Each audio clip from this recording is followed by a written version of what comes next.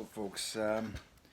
This is my second installment since I've been back from my stroke, and I just hate to dwell on this experience, but I thought, you know, people might be interested in what my experience was, and hopefully people aren't listening to this who haven't had a stroke and get afraid or anything. But anyway, so I thought I'd just talk a little bit about my experience. And one thing I've noticed, it's been 4 months now, and I'm feeling pretty good.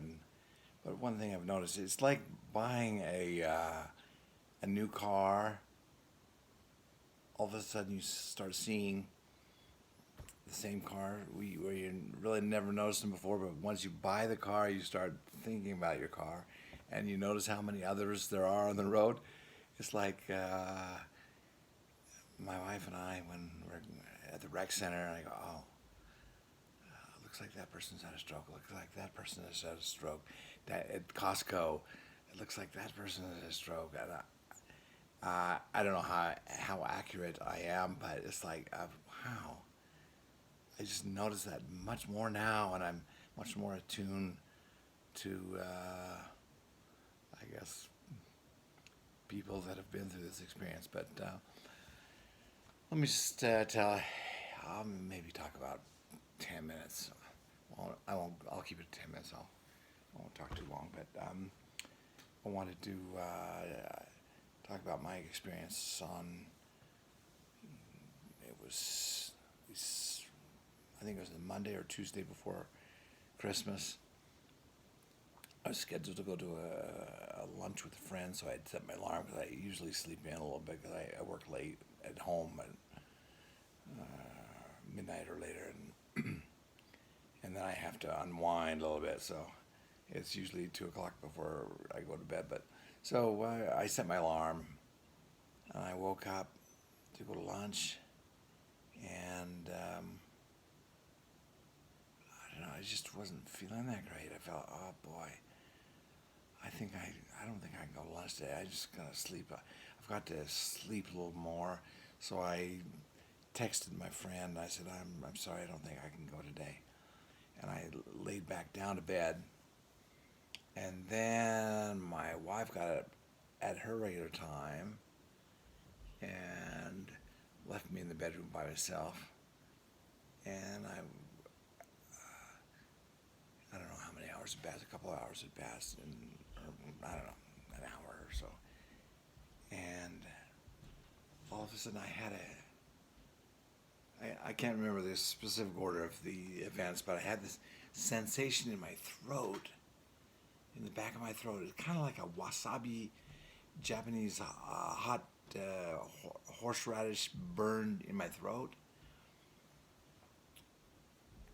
And then I can't remember which that came first. And then I couldn't move my arms. I couldn't move my legs. I couldn't speak. And the only thing I could do, I thought, oh no, something is not right. The only thing I could do was roll back and forth, and I rolled myself off the bed, and that thud got the attention of my daughter, and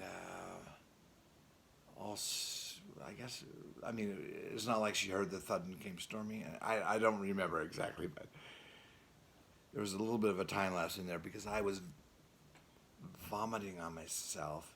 Luckily, by my bedside, I had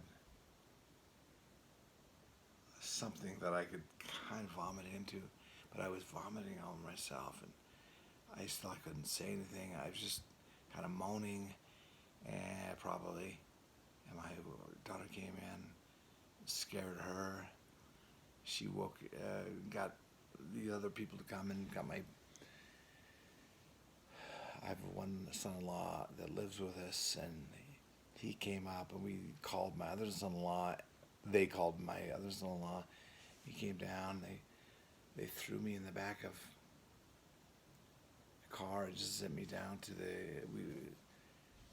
we're about 5 minutes away from the emergency room, so they zipped me down there. I don't remember much. about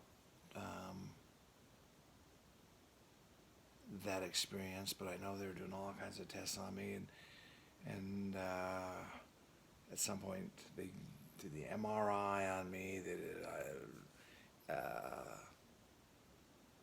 ultrasound on my heart, or running all kinds of tests, and I wasn't too conscious. I was trying to answer their questions the best I could. I could hardly make a sound. I could move my lips. I could talk about like this, you know.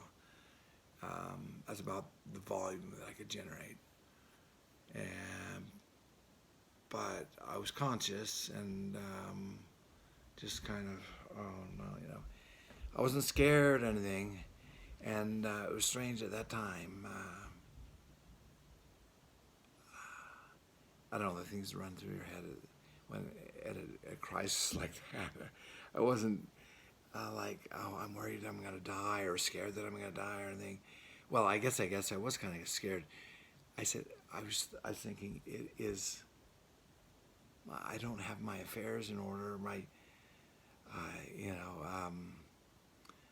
I'm, I, I've got too much to accomplish, and I've got to get my affairs in order so that, you know, like my family knows where all the money is, all the accounts is where our life saving is, and just various things that kept running through my head. But and then what happened?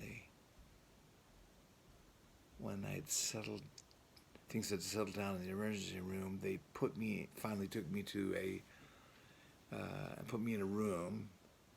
I can't remember if it was technically, I guess it was in, I don't know what section. I actually don't know where in the hospital I was, but I don't think it was classified as emergency room or intensive care or anything like that. It was kind of like a regular room.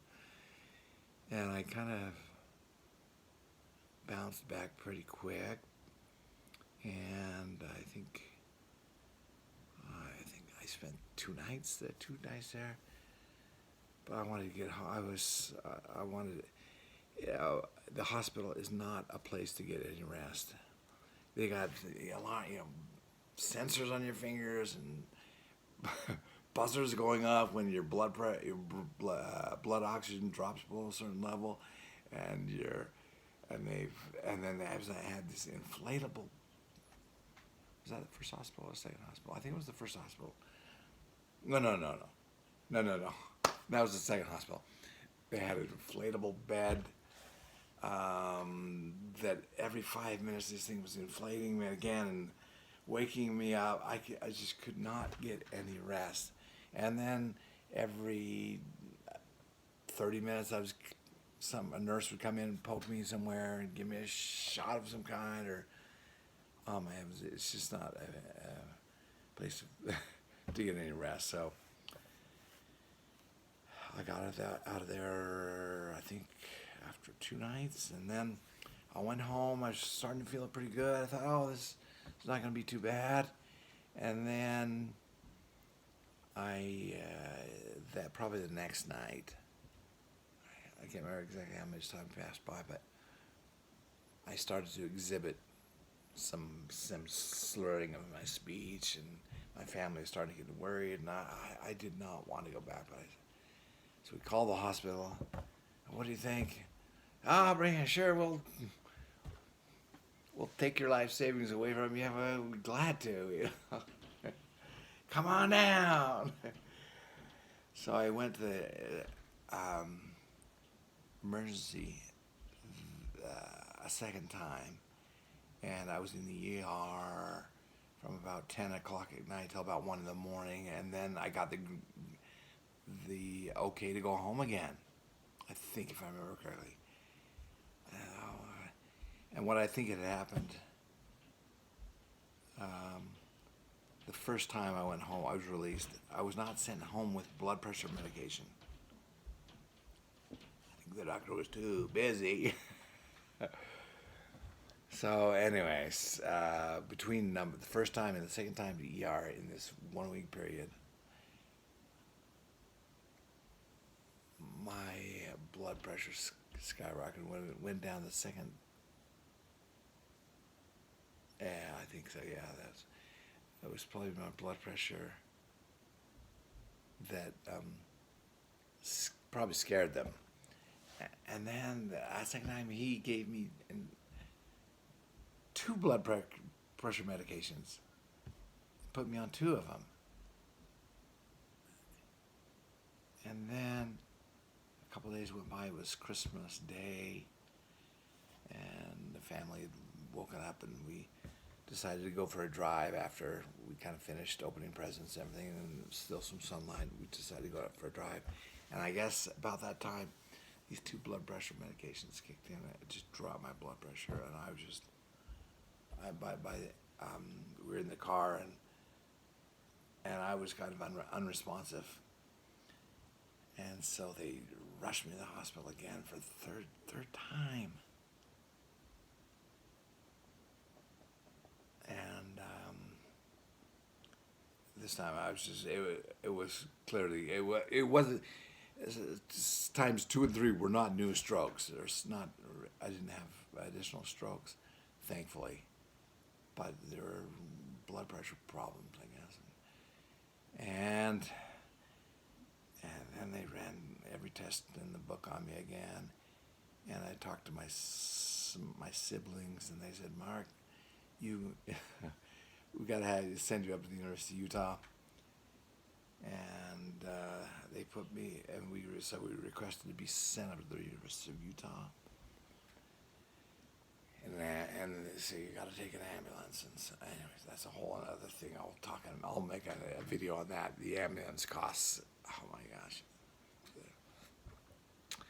So go up to the University of Utah. It was really nice. It was a brand new, nice hospital. And this is where they had the inflatable bed, the automatically inflating bed, which is so annoying. I mean, I guess it keeps you from getting blood sores, but I could not sleep. I would doze off and be awoken. Oh, it's 12 minutes. Okay. So I'll keep it short. But, oh my heavens. And went up there. I don't think they had to do much testing on me because I can't remember what tests they did on me up there.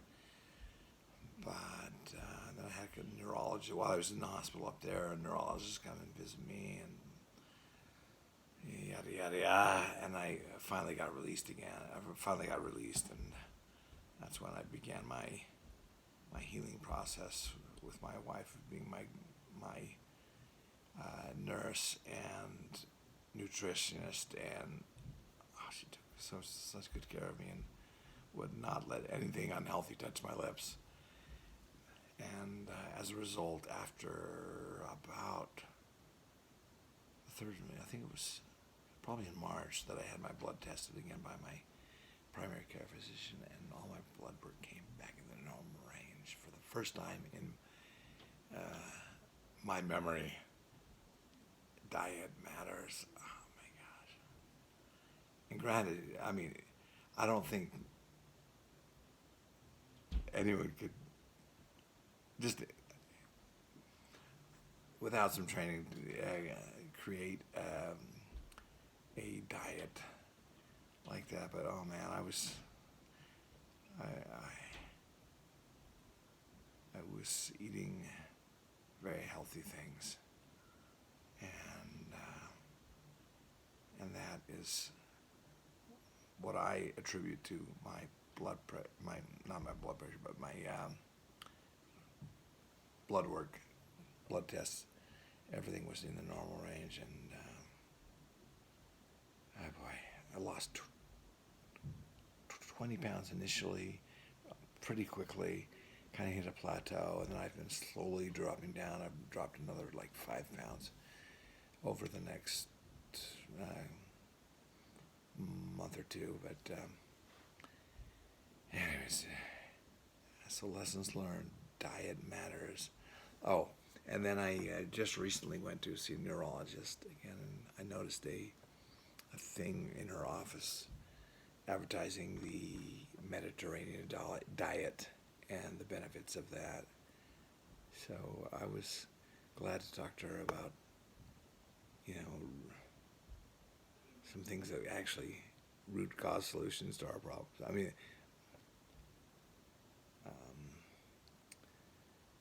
but diet matters. So, and for what it's worth, thank you very much. Bye bye. I'll see you next time.